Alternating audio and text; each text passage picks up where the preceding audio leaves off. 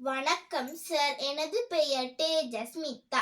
பகுதி 1 வினாத்தாளில் 24வது கேள்விக்கான விடை.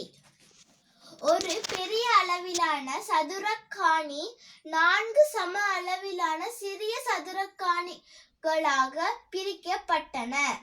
பிரிக்கப்படுவதன் முன்னர் அக்காணியின் சுற்றளவு 128 மீட்டர் ஆகும்.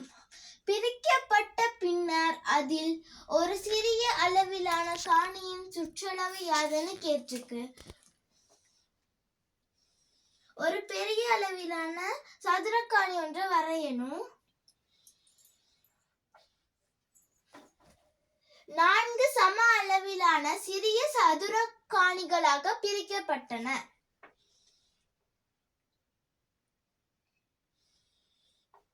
ஒன்று, 2, 3, 4.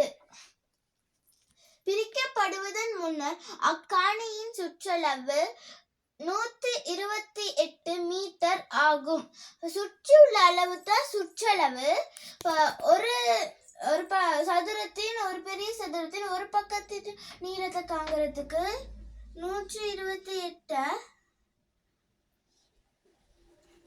இங்கே 4 பக்கமும் சமன் 4ஆல பிரிக்கணும். பிரித்தா 32.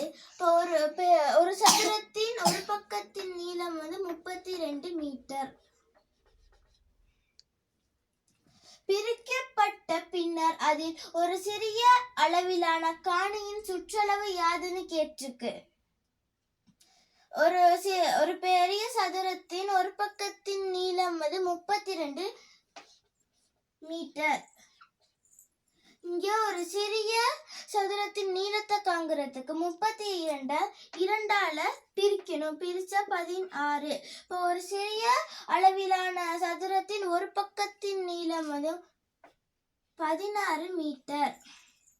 4 பக்கத்தின் அளவையும் காண்கிறதுக்கு 16 4 பக்கமும் சமம். அதனால 16 4ஆல பெருக்கணும். பெருக்குனா 64.